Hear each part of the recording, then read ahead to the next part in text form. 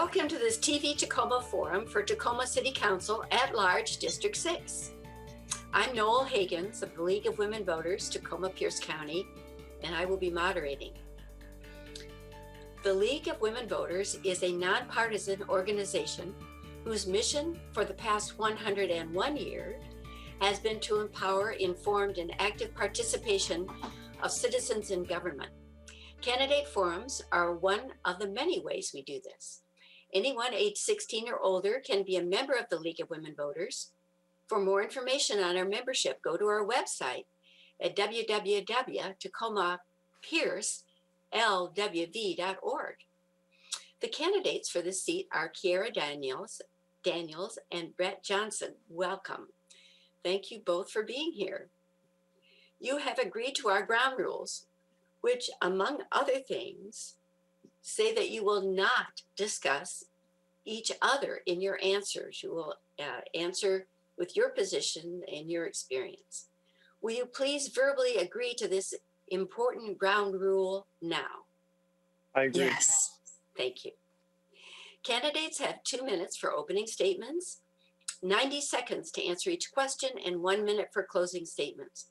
Our timekeeper is Susan Eidenschink. She will signal you when you have 1 minute remaining, 30 seconds, 15 seconds, and when it's time to stop. At the final signal, you may finish a short sentence. In ballot order, Kiara Daniels will give the first opening statement, followed by Brett Johnson. Kiara, your opening statement, please. Sure. I'm so happy to be here. My name is Kiara Daniels, and I'm running for Tacoma City Council Position 6, which is an at-large seat. I am born and raised in Tacoma. I've gone to our schools. I've ridden our buses. I have been a product of our housing policy and all of our really great policies and some of the things that we forgot. I know right now Tacoma is dealing with 3 big things that I think take precedence over anything else, and that is prioritizing a healthy environment, neighborhoods, and a healthy economy. We know what we want to do, and we know what we have to do, and we don't have a lot of time to do it.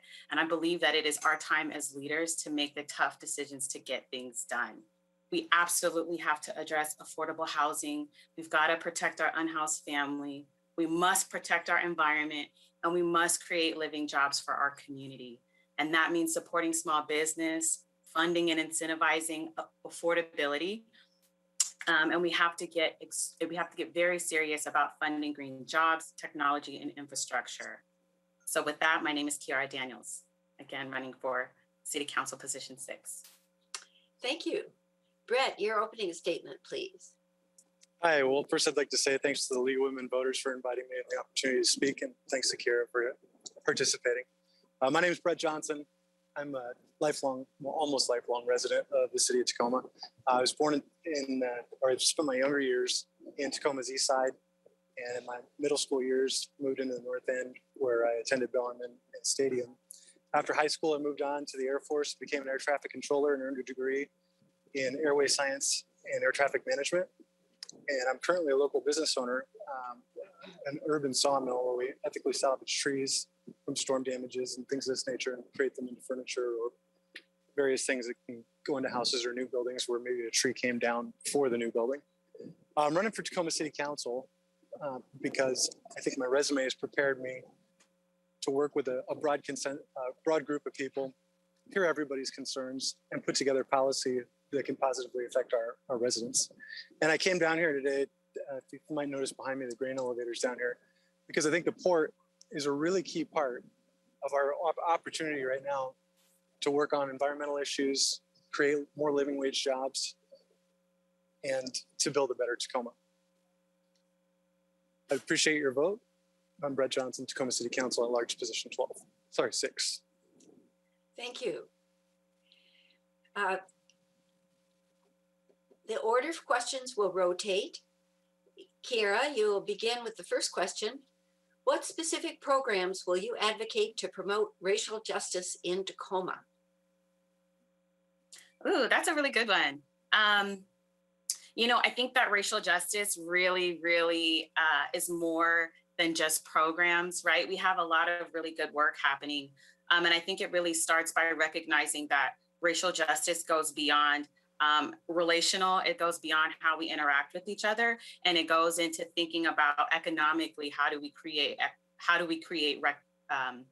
racial equity, right? So economically, environmentally, we know that we have folks that are people of color are dying earlier and in neighborhoods sooner than folks that are not, right? So we have to think about it from a housing, economic, environmental standpoint, and that means supporting programs that largely affect disenfranchised folks. Thank you. Brett, your answer to that question, please? Can I get you to repeat it? I just got some disturbance. Of course. What specific programs will you advocate to promote racial justice in Tacoma?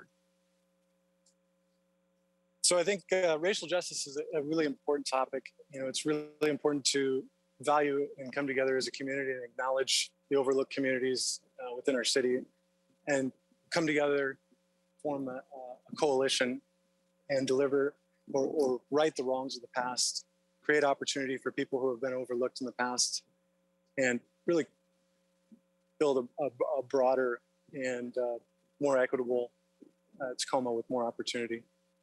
At the same time, making sure we're focusing on things like the environment, jobs, housing, and things like that. Thank you. Brett, what specific steps can Tacoma take to improve the quality of our air, and why is that important? Well, I think public and private partnerships are a really big part of how we're going to improve our air quality. In creating policy that incentivizes industrial processes that are dirty now to move over into cleaner processes, by getting aggressive with our fuel standards and moving off of fossil fuels in a manner where we can protect living wage jobs, we can protect our economy, but at the same time achieve some goals and continue to make cleaner air. As I'm standing down here, I remember when I was a kid, you'd look out here in the water and you couldn't see a single thing, and the air was smoky. And we've made some great progress, and we need to continue that progress and do the best we can.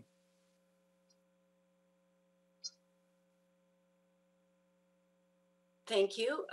Kiera, your response? Yeah, I think that's another really good one. I think we can support the efforts that have already been done, right? So the city of Tacoma, I feel like it was about 5 years ago, enacted a whole bunch of recommendations, the Clean Act for Tacoma. And if we just follow the things that have already been laid out for us, I think we'll be doing really well, right? So that means investing in green technology, that means investing in green energy. And when we have to get really serious about it, and we have to decide as a community that that's something that we want. We've had poor quality air for years, and we really have our economy is supported by that right now. So we have to figure out how to bring everybody into the conversation, into a positive conversation, and figure out how we're going to get us into this green future that's going to protect our air, water quality, and really the environment as a whole for the entire community going forward. Thank you. Yeah. Kiera, you'll be next for this next question.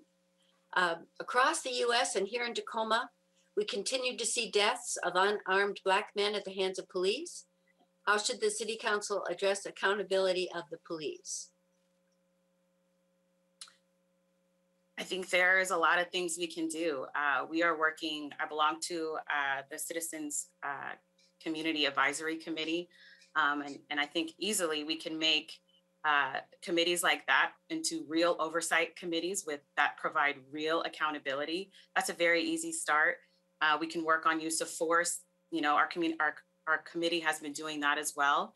But there are many things that we can do. But the first thing that we have to do is start by prosecuting bad behavior. We absolutely have to make it clear as a city what we will tolerate and what we will not tolerate. And I think it begins there. we can look at the data, but we already know that we can't policy our way out of racism. We have a lot of work to do, but we have to have a commitment from the top, from our unions, and from our community that we will stop murdering Black and brown people.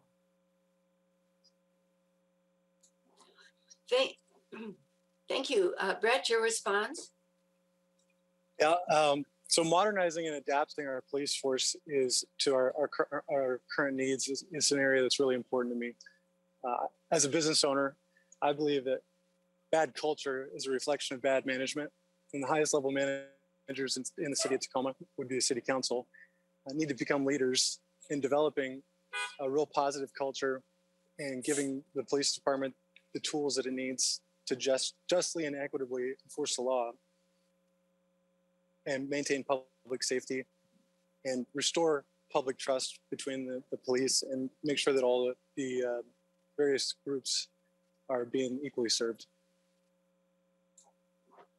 Thank you. Here's a follow-up question. Collective bargaining agreements often control discipline of officers.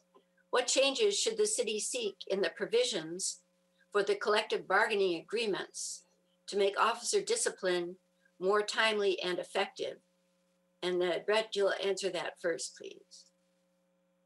Yeah, so as a former Federal Aviation Administration air traffic controller, I'm intimately familiar with collective bargaining that protects people that probably don't need protecting.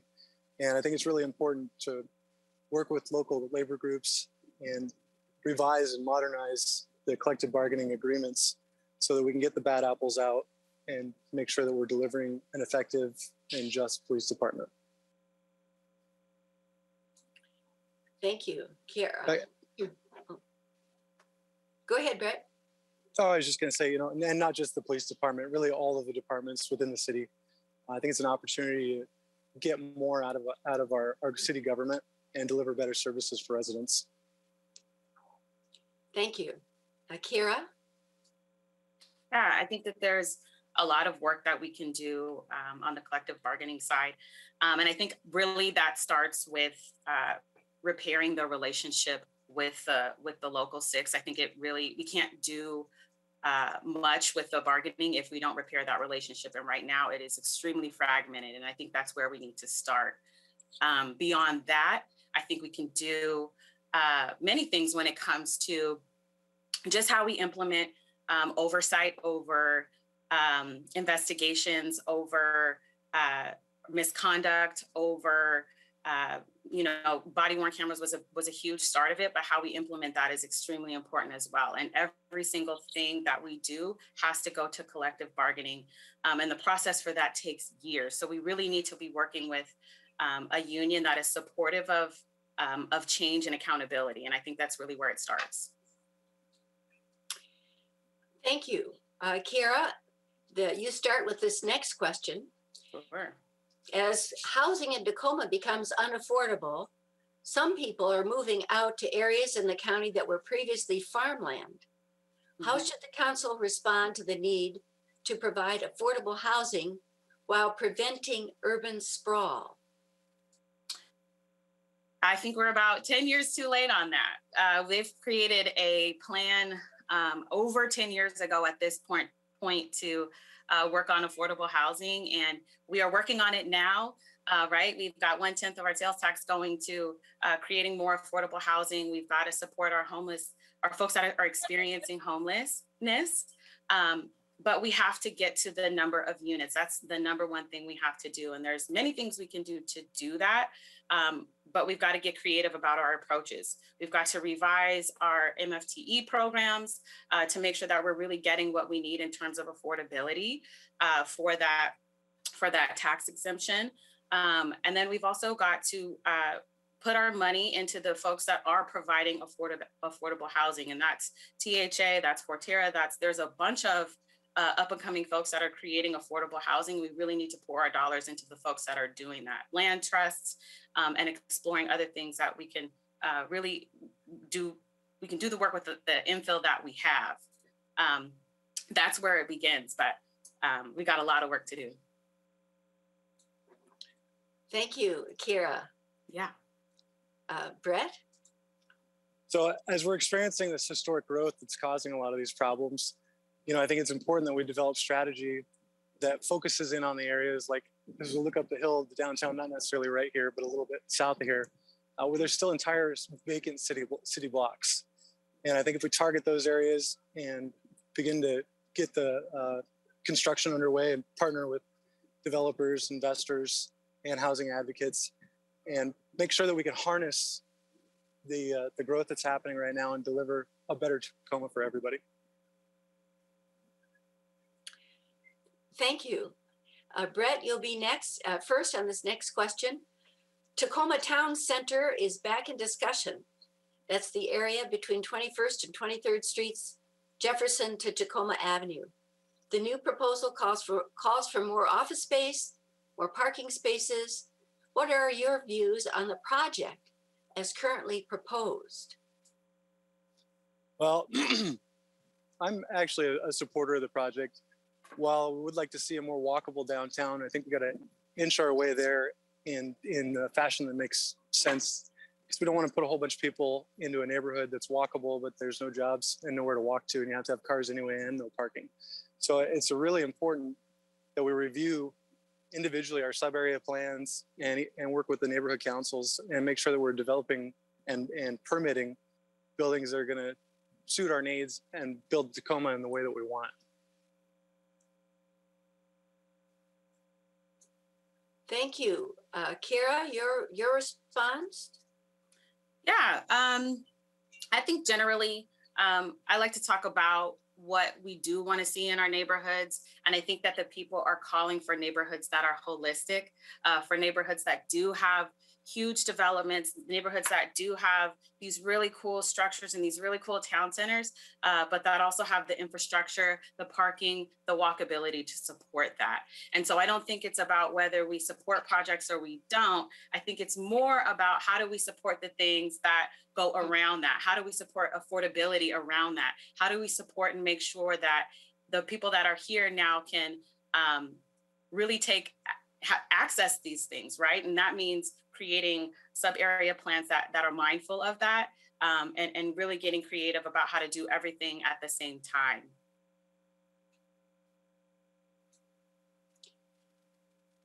Thank you. Kara, I'll ask you to answer the next question first. Sure. People with disabilities have suffered before and during COVID-19. How would you improve the conditions, accessibility, awareness, and quality of life for those individuals? Yeah, that's a really easy and quick one. I think the most obvious is housing, right? That's the very first thing. We cannot solve anything before we solve housing. Folks that are the income caps and what is given to our folks that are experiencing that have disabilities is way below a living income. And so they are suffering, number one, economically, and they're suffering physically in our neighborhoods that are not yet walkable. I think working with Christina Walker and some other folks that have been advocating for more walkable, more neighborhoods that are more inclusive to folks is an easy win. I think that we can be thinking about how to support people financially beyond what is given to them federally and at the state level. And then we can also be thinking about healthcare and what that really means to our community when folks don't have adequate access to that. And how do we wrap around our folks that are not able to do that? Thank you. Brett? So kind of going back to the historic growth that we're experiencing, we actually have quite a few projects on their way that as the new buildings come to completion, are going to offer really comfortable spaces for disabled people to live in.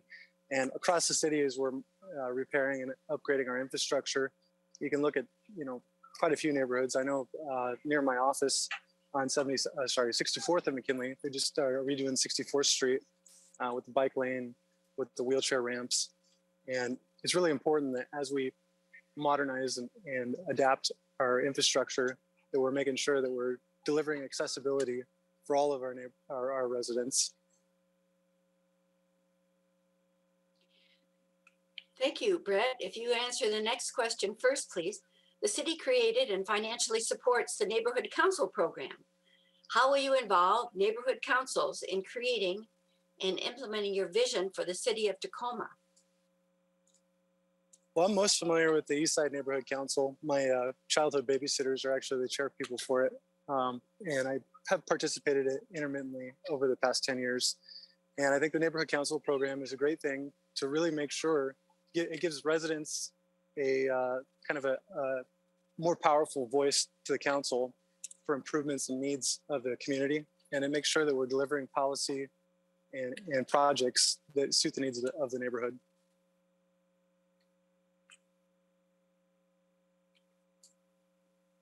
Kiara? Yeah, I think, yeah, sure. So I think that being present at meetings for neighborhood councils, I think is a very easy step. Nobody knows the neighborhoods more than the folks that, are present in those meetings. And I think starting there is a really, that's an easy win, right? But I also think about how do we get access to folks that aren't able to show up at those meetings, right? The more organic neighborhood councils, the ones that aren't formally supported by the city. I think that there's ways to participate and show up for the community in both ways, right? But easily asking, because they always will tell you what the neighborhoods need. Thank you. Yeah.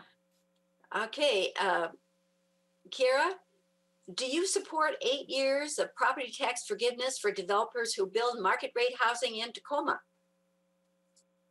I think that, so we're in an unprecedented time, right? Those tax exemptions are for development. We absolutely need development. And I think it's difficult for the community to see right now exemptions that don't include affordability. I think that's frustrating for everybody right now with the demand that we need. We also do need market rate housing. And I'm not sure that what we're getting the return on our investment right now with not including affordability in the 8-year exemption. So I think that we can be really creative about how we update that and how we think about that going into the future. Thank you. Brett? Yeah, I think the intent is good, but I do think it needs a little bit of adapting and upgrading. I think that by working a little bit stronger with either neighborhood councils or neighborhood coalitions to get ahead of it in the permitting and the planning phase, to get neighborhood support, to get the project through the planning phase first. If we can get the project underway faster, so modernizing planning and development, that saves developers money. And if we can work to take those savings and then parlay that over into more affordable units, would be a strategy that I'd favor. Thank you. Let's make this our last question before our closing here. And we'll start with Brett. The Tacoma's Planning Commission has recommended initial growth scenarios for home in Tacoma. Low scale and mid-scale development in single family areas is being recommended. What are your views on this? And do you have any new suggestions? Well, I'm a supporter of the intent of the Home in Tacoma program. I do question whether it might be kind of passing the buck from City Council to approve stuff to a lower level. So I favor revising it a little bit more so that we can adapt really in real time, because as each neighborhood starts to come online, as these projects that are underway right now start to come to completion and fill up with residents, the demands of individual neighborhoods are going to change. And so we need to be ready to adapt as quickly as we can. And I think that'll go a long way, both in working in a partnership with developers and investors, and also for residents to make sure we deliver appropriate structures faster and more affordable. Thank you. Kira? Can you repeat the question one more time for me so I make sure I get it? The Tacoma Planning Commission has recommended initial growth scenarios for home in Tacoma. Low scale and mid-scale development in single family areas is being recommended. What are your views on this?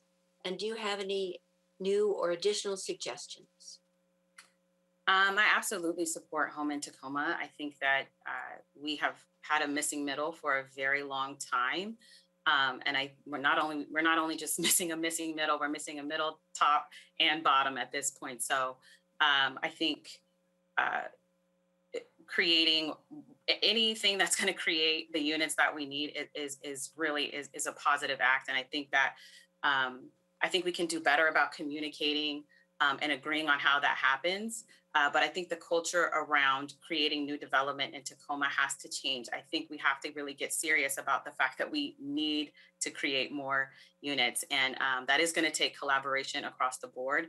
And it is going to take us having conversations that are not so polarized and figuring out between neighborhoods, a Tacoma, not thinking just individually about neighborhoods, but thinking about a Tacoma that is supportive and that has adequate housing.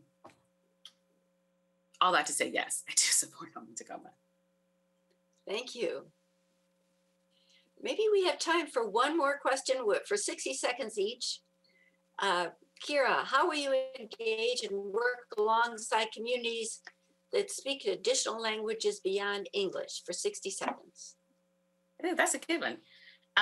Tacoma has a huge immigrant community, and we have neighborhood and organizations that support that. So I think having interpretation services is great. And I think we have folks that are already doing that. I think it's important to be going to the East Side. I think it's important to be active in communities and having, not just being active in communities, but having a liaison to bring you to the places to help you communicate, to help me communicate with our friends and families that don't speak English. I think that's a very easy win. And I think that beyond just basic interpretation, we can use that more.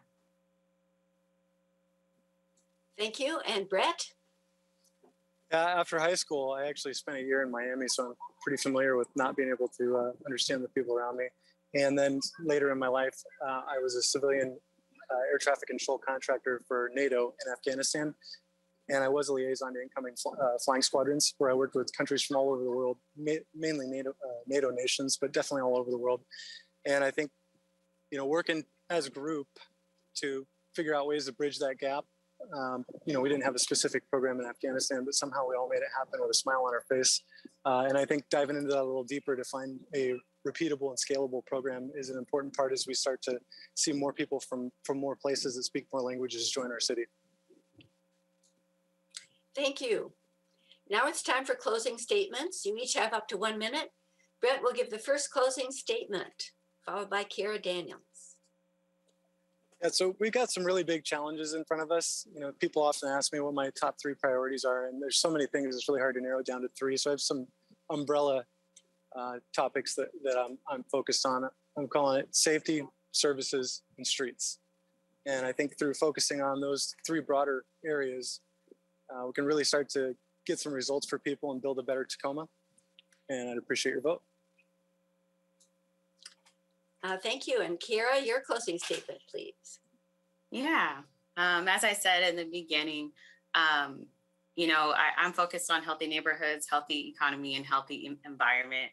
I always say this: nobody loves the city more than I do. Maybe the mayor at this point.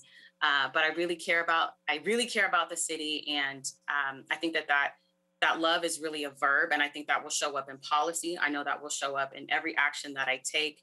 That shows up for the people that are living amongst us that don't have voices or that are not able to share their ideas and their opinions, all the way up to those that are very active. I really truly care about our community, and I want to see us thrive together. Thank you again. My name is Kiara Daniels, running for position 6. Thank you to the candidates and to those who are watching. Kiara Daniels and Brett Johnson are candidates for the at-large position number 6. Thank you to TV Tacoma and our timekeeper, Susan Eidenschink.